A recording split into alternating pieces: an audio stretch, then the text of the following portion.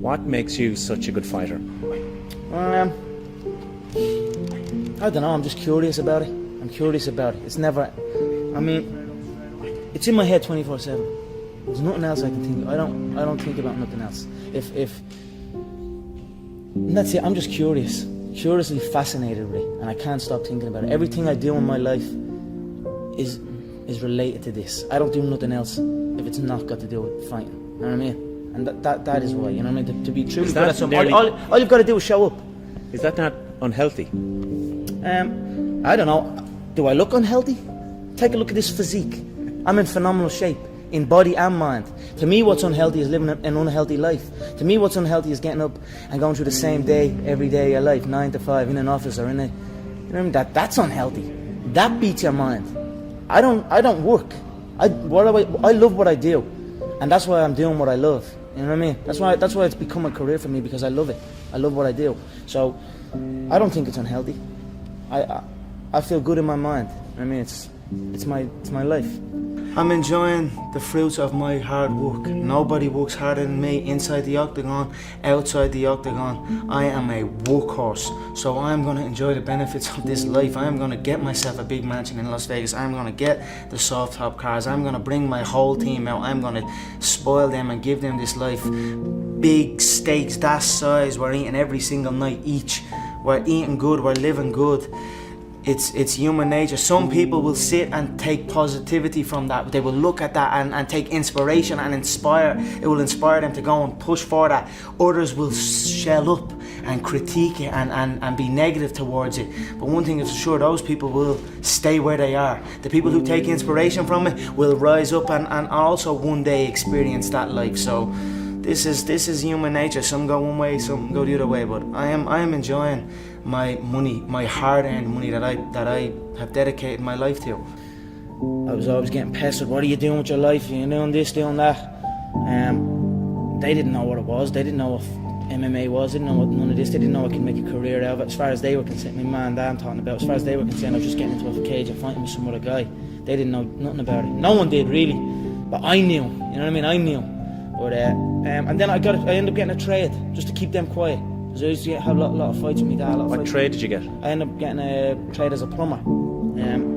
Literally up in the back arse of nowhere, up in the Wicklow Mountains. And funny enough, that site was one of the biggest sites in Europe. Kilturnan, it was right at that skiing place. Huge, and now it's just abandoned. Now it's just deserted. So I used to go up there 5 o'clock in the morning. I was on that M50. I used to have to walk to the N4, about half an hour from my house, wait for some Limerick guy that I didn't even know. He'd drive on the M4 and I'd have to flag him down. Nightmare, yeah. 2 hours down on the M50, 2 hours back. Literally 14-hour days, and I was the first year, so I had to go and do everything. I had to go to the shop. I had to go and get this and get that. So I always had trouble with that, and I was like, this isn't for me. This is not for me. How long did you last? I lasted 18 months doing it. But it was tough, you know. It wasn't the life for me, you know what I mean. And then John said, because I was training with John as well at the time, and then John got in touch and says, I have a show. I'm running a show. I'd like to fight on it. And then that was it. I just packed it in, didn't show up. My dad used to come in and punch the head out of me and like try and drag me out of bed, and I just wouldn't go. You know what I mean? I had an uproar for a good few years with him over it, and that was it. I just packed it in, quit, and then focused on training. And I knew what was going to happen. I knew I was going to get here. They didn't. There's a lot of stressful years. You know what I mean? A lot of tough times. But I proved them wrong. I proved myself right. I cannot put one thing what I'm enjoying. I just love this life that I have created. I love this business. I enjoy work. I don't want to be anywhere else but here. So every day I am enjoying myself. I wake up every day, I pinch myself. You want to see the room I'm sleeping in, you want to see the bed I'm sleeping in, you want to see the home that I am living in. There's an elevator in the home. So I'm on the 3rd floor and I go out, click the button, and it goes from the 3rd floor to the 1st floor. I open up the elevator and I go and eat some breakfast, and then we go stretch out in the sun, and we have a big pool, a jacuzzi. Look, I'm just enjoying the fruits of my hard work. Gratitude is one of the most strongest forms of power in attracting good things. You know, know, if you truly feel grateful for the things in your life, I always felt grateful for even the small things. I always used to celebrate the small things.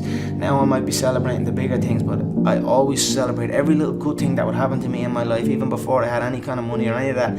I would celebrate and I would feel grateful for it, and it just gave me more. And this is exactly the same thing that's happening right now. I still remain grateful, and more comes. If somebody said to you, you'll have or you'll be as successful as you are now, what would you had said back then? I believe you. That's what I would have said. Because I did believe. Yeah, I believed in it. I had very few people who told me that. I had a small group of people that would tell me something like that. Other than that, it was just me telling myself. Yep. So if someone came up to me and told me that all the way back then, I'd say, you're damn right. I don't know how you do it. You seem immune to pressure. You got an entire nation on your shoulders, and you rise above it once again. Yeah, I don't just knock them out. I picked around, John. Yeah, I said this. I'm sure you're probably all thinking in your head, this guy is talking absolute dribble.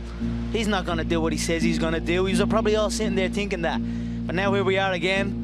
And I done what I said I was gonna do. I feed off this. I love this stuff. This is what gives me energy. Saying I'm gonna do something. Putting it out there for the world to see, and then going out and doing it. There's no better feeling in the world than that. And it's as easy as that. Say what you're gonna do, and go and do it. When you're chasing your dream, and when you're working hard, chasing something you love, and completely dedicated, it just happens. You can't really notice it. You know, even still to this day, I'm in an amazing position in my life, but I'm still working like I'm not. I'm still working like I'm not in this position. Absolutely. I'm still working like none of this is even. You know what I mean? Yeah. It's just something I love to do, and I just keep pushing and keep working hard. I can't pinpoint an exact moment for you, but yep. If anything, I always felt like it was happening way back then, and now it is happening. But now I almost feel like it's not happening. You know what I mean? And I want to push to something else. Absolutely. I'm always striving to push forward. So. You know, hard work pays. I put in a hell of a lot of work all throughout this build-up in the fight. I pumped out more content than anybody, more content than Fox, more content than ESPN, more content than BT Sport, more content than everybody on the Mag Live on my own channels. You know what I mean? I'm a workhorse from all angles, not just in the gym, but I'm building this media empire now myself, and we pumped out the content. I'm very proud of how it went. We consistently, daily movies I was releasing, you know, from like a month ago, every single day. You know what I mean? Nobody's doing that. So I'm very proud of it, and I'm very, like, the work pays, hard work pays, and I put in the work, and that's why I'm sitting at the top. I put it all on the line. I show up, I perform, and I get the results from that. So when I was a kid, I used to always visualize stadiums, and like, even when I was playing football, I'd kick the ball against the wall, and I'd pretend I scored a goal, and I'd run off, and I'd be raising my hand and visualizing a arena full of fans. And that was something I'd done as a kid out on my own. I like just running around kicking the ball. So I always had these visions of something, but I just didn't know what it was. And then I suppose when I came to these events, and I started training MMA, and then came to an event, I was like, okay, this is it. This is what I'm gonna do. I've been listening to laughter all my career. yeah, I've been listening to them laugh my whole career. They've been laughing. What? An Irishman win a Cage Warriors world title? Hell no. You serious? An Irishman? An Irishman win a fight in the UFC? Hell no. Laughs all around. Okay, you gotta win. Now he wants to win a world title? Hell no, he's all talk, he's all hype, he's a joke. Laughter all around at the Joker. Then the Joker goes and wins the world title. Now he wants to win a second world title. More laughter. Listen, I don't know, the sound of laughter and the sound of doubt motivates me. So I'm enjoying that. I seek that. I don't feel no doubt or I don't feel that going to fighting any of these other UFC bums right now. They need to rise up. Right now they're down there. I've got this situation where people are truly doubting me, like they doubted me at the very, very beginning. And that's motivating for me. That's what's gonna drive me to the gym when I need to go to the gym.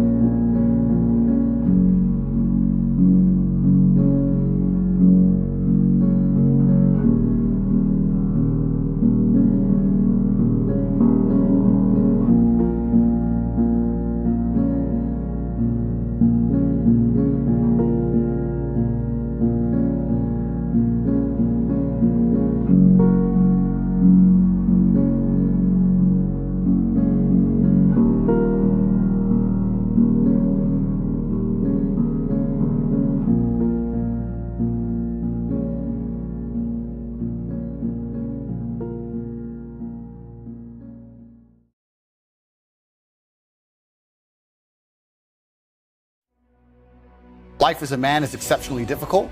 I say the most beautiful and the most terrifying thing about being a man is you're born without value. Society doesn't care about you. You're only going to be cared about based on how useful you are. You have the chance to build yourself up and become a superhero if you're prepared to do the hard work and be indefatigable enough to never quit.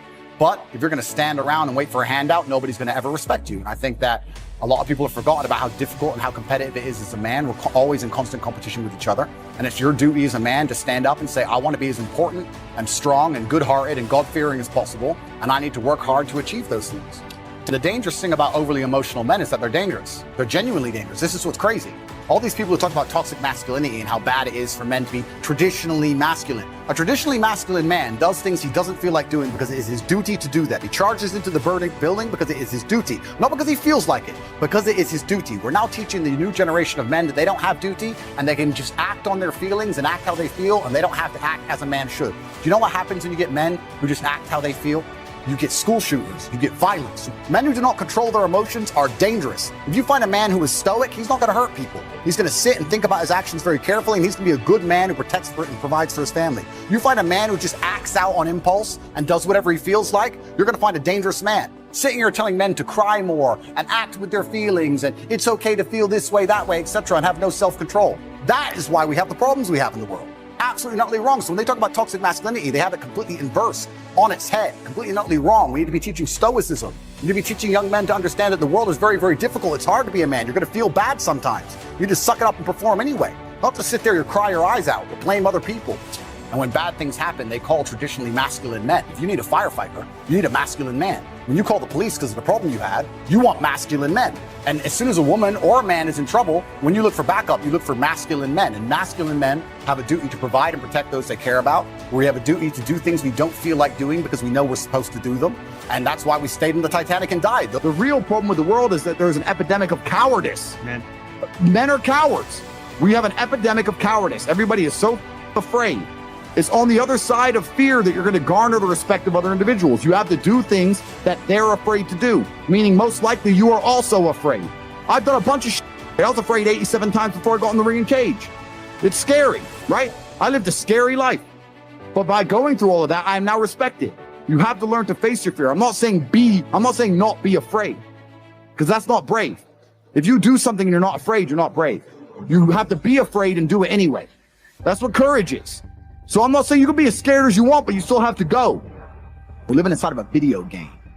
Because in a video game, you're going to go through trial and tribulation. You're going to struggle to upgrade your character. And the reason you upgrade your character is when you get more stats, you can complete more difficult levels within the game. Life is exactly the same. The levels never end, but as you become better, you stand a better chance of completing them. So as you upgrade your character, you get further and further in the game, but the game never ends. That's the beauty of being a man. All these men are out here complaining that things are difficult. The reason it has value is because it's difficult. If it was easy, everyone would have it and it wouldn't have any value. Complain that it's hard to get a Lambo. The reason having a Lambo is cool is because nobody has a Lambo. How are you going to complain that it's hard to be the man, but then also understand that being the man has value? They are linked. You cannot separate the two. It's a logic fail. If you love the fact, if you love the idea of being that character you dream of yourself to be, then you should love the fact it's hard to become that man, because it means no one else can do it. There's no light without dark. You will not appreciate your six-pack unless you didn't have one and you had to earn it.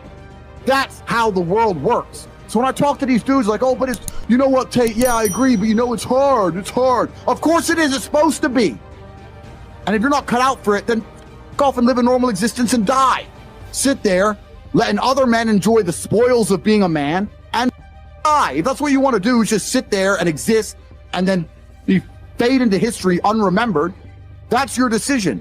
If you want to level up your character, then you need to get out here and do it. You need to be around brave men. You need to get some balls. You need to get your network together. You need to do the truth. Humble yourself. Stop sitting there with an ego. Realize you ain't You're nothing but lucky.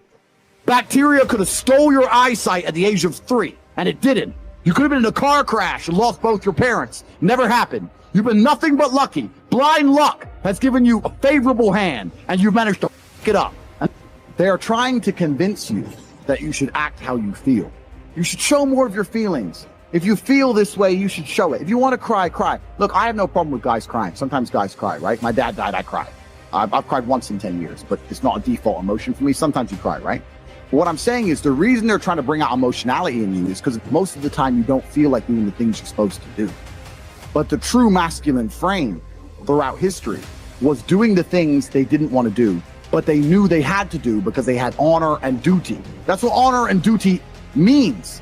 Do you think the men on the Titanic wanted to stay on the Titanic? No, we're men. We have to stay. We're scared, but we must. It's our duty to let the women and children on the lifeboats. Yeah. This is masculine duty. When you remove self-control from men, you get, not only do you get emasculated weak men, but what you also get is very dangerous men. Because the world at large is trying to tell you, just be more in touch with your feelings and everything's gonna be fine. Men also have an innate desire, one, for conquest, and two, we have a biological response. We are very predispositioned to anger. You look at all these school shooters and these are men who can't control their emotions. That's all they are. Facts. They have no self-control. And then they go and do dangerous. A good man controls himself. I have absolute self-control. If I decide to smash your face in, it was a very conscious decision. Nothing to do with the fact I was angry. You understand? Emotional control is absolutely and utterly important as a man. Now, I'm not saying become a stoic dork, have no personality, be a boring. I'm not saying that. I'm saying that you need to understand as a man, there are certain principles under which you act, regardless of how you feel. Bam. I can wake up in a terrible mood. I can wake up sad. I can ache. I can have a busy day, stressed, etc. I will complete the same tasks as if I woke up in a fantastic mood. I'll do the same things because how I feel has no bearing on the things I'm going to do with my day because I have duty to myself and to my bloodline. So a lot of you guys out here are acting like fools because you feel like acting like fools. And what I'm going to say to you is, because you think there's something wrong with you, you go, well, I lack motivation. You hear this one? I don't have the motivation to go to the gym. Well, here's the news flash. Neither did I. And I still did it. So now what are you going to say? Now you have no excuse, right? Oh, you're scared to get in the ring. So was I. I still did it. Scared to get in the cage. So was I. I still did it. Being a man isn't about not feeling things. It's about acting the way you're supposed to act, regardless of how you feel. And I'm tired of hearing guys message about how they feel. I don't feel motivated. I don't feel. Feel. Leave the feelings to the girls, right? That's what they do. We act. We're men of action. We get things done. So the world got built. All of it. All the men who built the skyscrapers felt scared. They did it anyway. You need to become a man of action. Stop worrying about how you feel and start worrying about what you're supposed to be doing. Mamba mentality simply means trying to be the best version of yourself. That's what the mentality means. It means every day you're trying to become better. I think the best way to prove your value is to work, is to learn, is to absorb, to be a sponge. Right? But you always want to outwork your potential. As hard as you believe you can work harder than that. And that's what I tried to do when I first came in the league. But basketball is such a direct competition sport that me coming in at 17, I hated when like my teammates would say, I get hit with an elbow, right? Shaq would hit me with an elbow in practice, and Nick Van Exel would come up and say, "Are you okay?" I'm like, motherfucker, what? Mao, are you okay? What the hell's wrong with you?